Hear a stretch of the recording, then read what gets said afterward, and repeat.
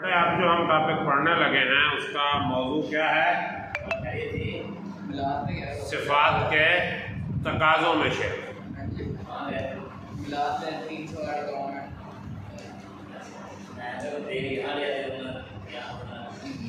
یار آپ میلاد پہ گئے تھے تو کچھ لے آتے ہمارے لیے، دیکھ نہ بھی لے آتے، بندہ کوئی شاپر ہی بھر کے لے آتا ہے، بڑا سا کوئی 5-10 کلو والا شاپر ہی بھر کے لے آتا ہے، پھر کیا فائدہ آپ کے میلاد پہ جانے کا اگر ٹیچرز کے لیے آپ وہ شاپر نہ لے کے آئیں؟ ہم آپ کو کدھر سے بیٹا منکر میلاد لگتے ہیں؟ بتاؤ تو صحیح یار۔ ہاں کوئی اس طرح کا پروگرام ہو نا تو ہمارا حصہ لے کے آیا کرو۔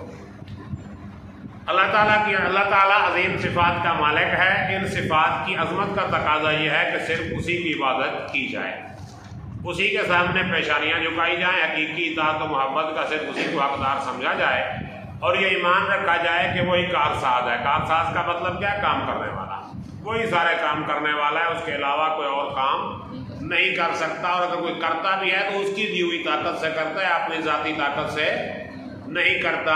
جس طرح اعلیٰ حضرت کا شعر ہے کہ پورے قد سے جو کھڑا ہوں تو ایک کرم ہے تیرا، مجھ کو جھکنے نہیں دیتا ہے سہارا تیرا۔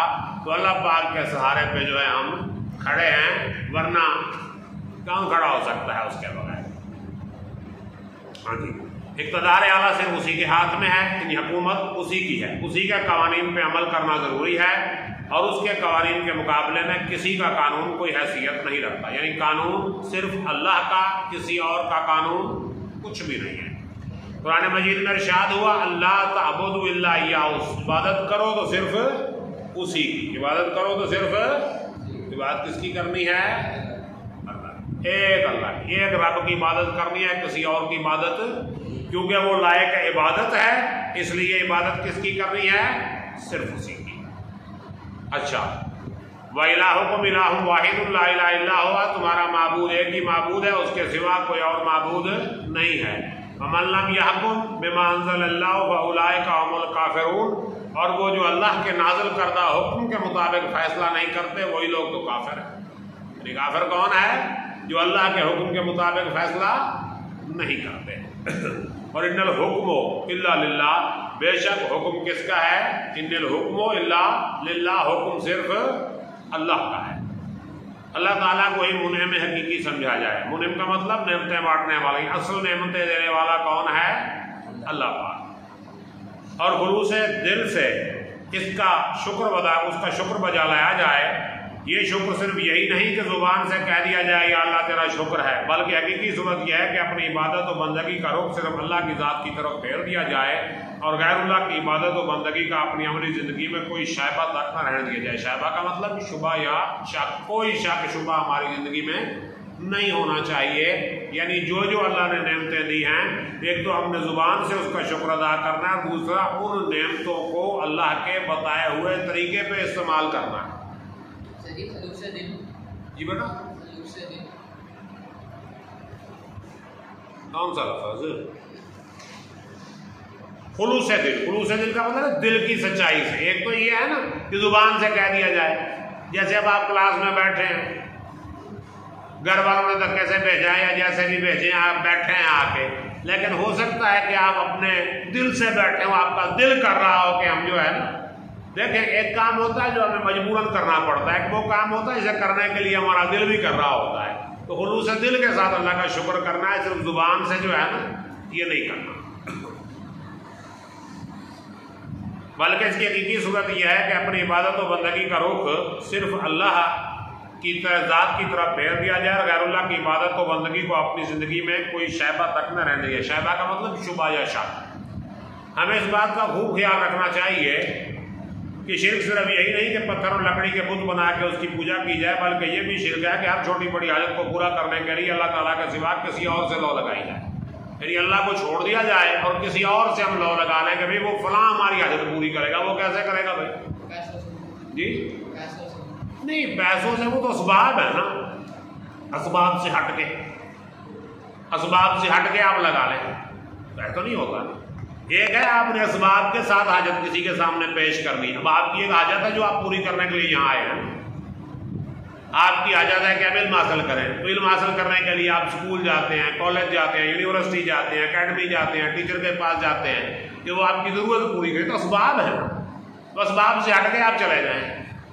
فرض کریں آپ وہ اکیڈمی کے ساتھ جو ہے شیشم کا درخت ہے، اس کے پاس آپ چلے جائیں اور کہیں بھائی میں نے تم سے کیمسٹری پڑھنی ہے، تو وہ تو اسباب سے ہٹ کے پڑھ رہے ہیں نا آپ۔ شیشم کے درخت کو نہیں پڑھانی ہے آپ کو کیمسٹری، یہ پڑھانی ہے، وہ اسباب کے مطابق جو ایک سسٹم ہے نا۔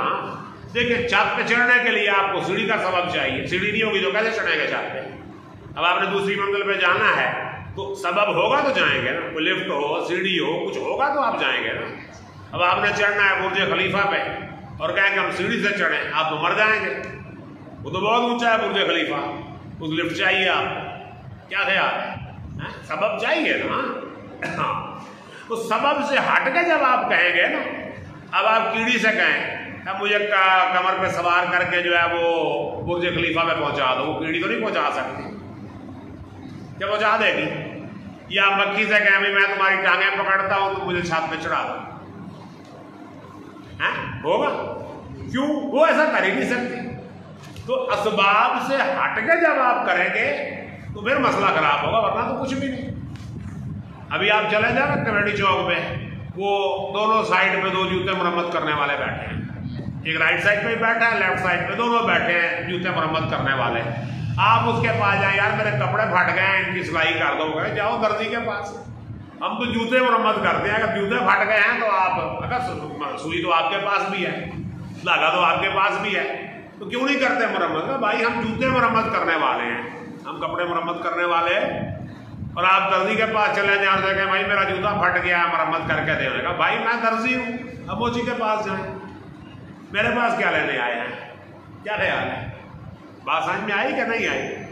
تو آپ کہیں یار سوئی دھاگا تو آپ کے پاس، جو نے کہا بھائی میرا جو سوئی دھاگا ہے وہ کپڑے سینے والا ہے، جوتے سینے والا سوئی دھاگا نہیں ہے میرے پاس۔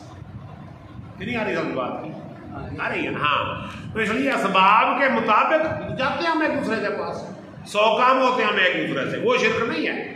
اسباب سے ہٹ کے جب ہم جو ہے نا لگ جائیں گے اس کام پہ تو پھر معاملہ خراب ہوتا ہے، اور وہ بھی اس نیت سے کہ اگر ہم اسے خدا سمجھ رہے ہیں، اگر ہم اسے خدا سمجھ رہے ہیں اور پھر مانگ رہے ہیں تو پھر شرک ہوتا ہے۔ اتنا آسانی سے بھی نہیں ہو جاتا شرک، اتنا آسانی سے ہمیں پڑھایا جاتا ہے کہ چل بھائی تو بھی مشرک تھے، تو بھی مشرک تھے، تو بھی مشرک، ہاں 11ویں کا ختم دوا لیا تو تو بھی مشرک ہو گئے ہیں، ہاں ملاد کرا لیا تو بھی مشرک ہو گیا، گھر پہ جھنڈا لا لیا تو بھی مشرک ہو گیا، قبر سے جا کے دعا کر لیے تو بھی مشرک ہو گئے ہیں، یہ پورے پاکستان کو مشرک بنا لینا، یہ بھی انتہا پسندی ہے۔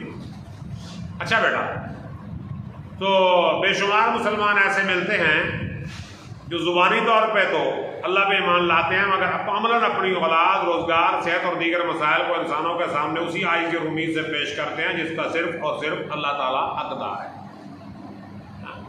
اب دیکھو اللہ قرآن میں فرماتا ہے بیمار کو صحت میں دیتا ہوں، بیمار کو صحت میں دیتا ہوں، ہم کہاں بھاگتے ہیں؟ ڈاکٹر کے پاس، کیوں؟ کہ وہ سبب ہے، صحت اللہ نہیں دینی ہے، لیکن وہ دوا ڈاکٹر کا علاج جو ہے سبب بنے گا۔ بعض اوقات ایسے ہوتے ہیں ہم ڈاکٹر کے پاس جاتے ہیں آرام نہیں آتا، دیکھیں نہیں آپ نے ایسے مریض ڈاکٹر کے پاس جاتے ہیں نہیں ٹھیک ہوتے، کیا خیال ہے؟ وہ اللہ پاک نہیں دینا چاہتا انہیں شفا، مریض بھی وہی ہوتا ہے، مرض بھی وہی ہوتا ہے، ڈاکٹر بھی وہی ہوتا ہے، ایک بندہ ٹھیک ہو جاتا ہے، ایک مر جاتا ہے۔ اس کو اللہ نے ٹھیک کرنا تھا وہ ٹھیک ہو گیا، اس نے مرنا تھا وہ مر گیا، سبب ہے۔ اگر ہم سبب نہیں کریں گے تو ہمارا کام نہیں ہوگا، رول جائیں گے۔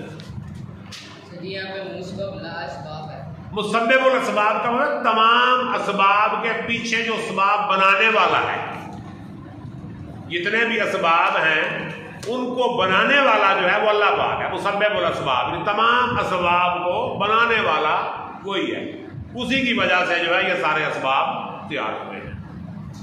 انسان کی اس کمزوری کو اللہ پاک نے یوں بیان کیا ہے کہ وَاتَّخَذُوا مِن دُونِ اللَّهِ آلِهَةً، وہ اللہ کے سوا اور معبود بنا لیتے ہیں، لَعَلَّهُمْ يُنصَرُونَ، کہ وہ شاید ان کی مدد کریں، لَا يَسْتَطِيعُونَ نَصْرَهُمْ، وہ ان کی مدد نہیں کر سکتے، وَهُمْ لَهُمْ جُندٌ مُّحْضَرُونَ، اور وہ ان کے سامنے ایک فریق ہو جائیں گے حاضر، پھر قیامت والے دن اللہ پاک وہ سارے معبودان باطل کھڑے کر دے گا ان کے سامنے کہ ہاں بھائی آ کھڑی ہے تہاڈی کالی دیوی، تے آ کھڑا جے گنیش تے آ کھڑا جے فلانا تے آ کھڑا جے کالی پیر تے آ کھڑا جے ککر بابا تے آ کھڑا جے ٹریکٹر شاہ تے آ جاؤ ذرا تہاڈی مدد کر دیں کہ نہیں کر دیں؟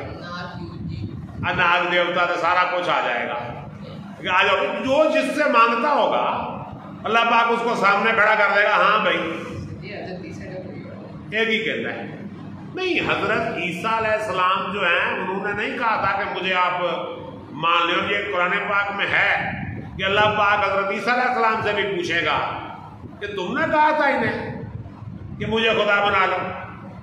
کہا میں اس وقت تک ان کا ذمہ دار ہوں جب تک میں ان کے درمیان تھا اور میں نے انہیں ایسی کوئی بات نہیں کہی. جب میں چلا گیا پھر انہوں نے کیا, اس کا تو میں ذمہ دار نہیں ہوں. اگر تو انہیں بخش دے, اگر تو انہیں سزا دے, یہ قرآن پاک کی آیات کا مفہوم میں بیان کر رہا ہوں کہ اگر تو انہیں سزا دے تو یہ تیرے ہی بندے ہیں, بخش دے تو اس میں بھی قادر ہے. یعنی انہوں نے مجھے خدا مانا ہے, میں نے تو انہیں نہیں کہا, انہوں نے کہا یہ تیرے سامنے حاضر ہیں, تو انہیں سزا دے تیرے ہی بندے ہیں, بخش دے پھر بھی تیرے بندے ہیں. تو بات سمجھ میں آئی کہ نہیں آئی؟